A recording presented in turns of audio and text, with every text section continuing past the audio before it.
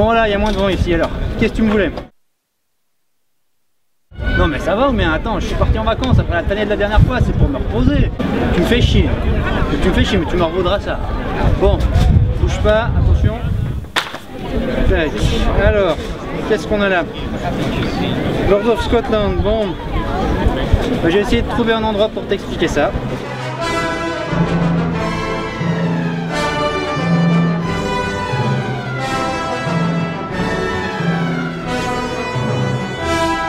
Ok, alors Lord of Scotland, le trône d'Écosse est vacant, on va essayer de s'en emparer en réunissant des partisans parmi les différents clans qui s'affrontent. Avant de parler de la mise en place, je vais avoir besoin du jeu, donc bouge pas. Voilà, alors... Bon par contre, ouais, je me suis fait virer de mon banc, donc il faut que je trouve un nouveau coin. Ouais. Hein ça? Non bah c'est rien, la barbe qui pousse vite, c'est tout. Eh non, c'est une distorsion temporelle, bien sûr, si tu crois. Alors, on mélange bien toutes les cartes. On en distribue 5 à chaque joueur. On met 5 cartes face cachée ici, ce sont les recrues. Et on met 4 cartes face visible de ce côté-ci, ce sont les partisans. Et on met tous les petits jetons par là au milieu. On donne l'épée du premier joueur à celui qui veut commencer et c'est parti. Donc on va faire une succession de manches durant lesquelles on va se disputer les partisans qui sont ici. Chaque partisan a une force en haut à gauche de la carte. Celui qui totalise le plus grand total de force de partisans à la fin du jeu a gagné. Chaque manche se compose de 5 tours. Au début de chaque tour, on va retourner face visible une des recrues qui est là devant. Ensuite, le premier joueur fait son tour, etc. etc. et on retourne au nouveau, etc. etc. Quand on a fait les 5, on passe à la résolution de la manche, puis à la manche suivante, ainsi de suite jusqu'à ce qu'un joueur totalise 40 points en partisan. À son tour, un joueur peut soit engager une nouvelle recrue, soit poser un combattant. Pour engager une recrue, c'est très simple, tu en prends une des 5 qui sont au milieu et tu la mets dans ta main. Voilà. Et on remplace tout de suite, donc si c'était face cachée, tu remets face cachée, si c'était face visible, tu remets face visible. Et on est limité à 10 cartes en main. Donc si t'es déjà à ta limite, bah tu peux pas recruter plus. Et pour engager un combattant, c'est encore plus simple, tu le mets simplement devant toi, il fait partie maintenant de ton armée. Face cachée, c'est pour bluffer les autres, pour pas qu'ils sachent quelle force tu vas avoir.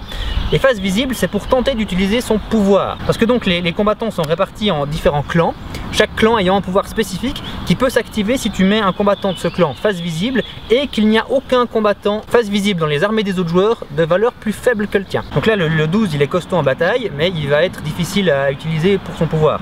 Par contre le 4, bah, c'est l'inverse. À la fin du 5e tour, on arrive à la fin de la manche et c'est là qu'on va se battre. Donc on révèle d'abord tous les combattants qui étaient face cachée et on additionne toutes leurs valeurs. Si tu as réussi à mettre dans ton armée des combattants que d'un seul et même clan, tu doubles leur valeur. Très balèze, mais c'est difficile. Et ensuite, en commençant par le joueur ayant l'armée la plus forte, on récupère un partisan sur le côté. Donc là, les partisans, leur clan, on s'en fout complètement, c'est juste leur valeur qui compte. Et donc ces partisans, on les met sur le côté, il faut pas les confondre après avec ton armée ou avec ta main, c'est vraiment un truc à part. Tous les joueurs vont récupérer un partisan s'ils ont mis au moins un combattants dans leur armée. Évidemment, si tu es venu avec personne, bah tu vas impressionner personne. Donc après, on défausse les partisans et les recrues restantes et on en remet 5 nouvelles et 4 nouveaux. On défausse évidemment aussi tous les combattants et on est parti pour une nouvelle manche. Donc tu auras remarqué qu'il faut bien gérer sa main parce qu'on pioche pas naturellement des cartes. C'est à chaque tour de jeu, tu dois décider est-ce que je pose un combattant pour maintenant ou est-ce que je prends une recrue pour plus tard. Le jeu se termine à la fin d'une manche où un joueur a au moins 40 points dans ses partisans. Bon là c'est pas le cas mais c'est pour l'exemple. À ce moment-là, c'est simplement le joueur qui a le plus de points de partisans qui gagne et est déclaré roi d'Écosse. Ok, il me reste plus qu'à expliquer le pouvoir des clans. Il y en a deux types, il y a les pouvoirs immédiats et les pouvoirs qui prennent effet en fin de manche. Je vais commencer par les pouvoirs immédiats. Le clan Cockburn, alors lui ça te permet de l'échanger contre un partisan. Ferguson, lui tu vas l'échanger contre le combattant d'un autre joueur. Forsyth, tu pioches une nouvelle carte. McGill, tu peux poser un deuxième combattant, c'est coup double. Scott, avec lui tu copies le pouvoir d'un combattant autour de la table. Si c'était un pouvoir qui s'utilise en fin de manche, tu prends un de ces petits jetons pour indiquer de quel clan il s'agissait. Et Wemyss, c'est l'assassin, tu butes simplement un combattant à quelqu'un d'autre. Maintenant les trois derniers clans, c'est ceux qui prennent effet en fin de manche. Donc quand tu le poses, tu vérifies que tu puisses bien déclencher son effet et si c'est le cas, tu vas le mettre de biais pour te rappeler que tu vas pouvoir l'activer en fin de manche. C'est donc bien au moment où on les pose qu'on vérifie qu'il n'y ait pas de combattants de plus faible valeur et pas à la fin de la manche. Bruce, alors lui tu vas le considérer comme faisant partie de n'importe quel clan à la fin de la manche pour le fameux bonus de doubler tous tes combattants. Corran, alors lui quand c'est ton tour de récupérer un partisan, bah en fait t'en prends deux. Ce qui veut dire que le dernier va se faire baiser, il n'aura plus rien à prendre. McDonnell, alors lui il va rester pour la manche suivante, c'est-à-dire que au moment où on défausse tout le bordel à la fin de la manche pour préparer la suivante, bah simplement tu le redresses pour dire qu'il a déjà fait son effet et puis tu commences la manche avec déjà un combattant. Ok, bah je crois qu'on a fait le tour. Alors je vais pouvoir ranger ça puis te le redonner parce qu'il commence à faire sombre ici. J'ai un peu peur qu'il se mette à pleuvoir. Bon voilà, tu veux un résumé ce coup-ci aussi? Tu préviens, je le fais en anglais hein.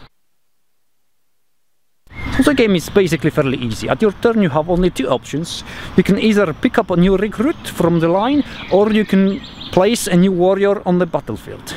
After 5 turns, the one with the most points on his side of the battlefield gets to choose his partisan first. When one player has at least 40 partisan points at the end of one manche, the player with the most partisan points wins the game and is declared King of Scotland.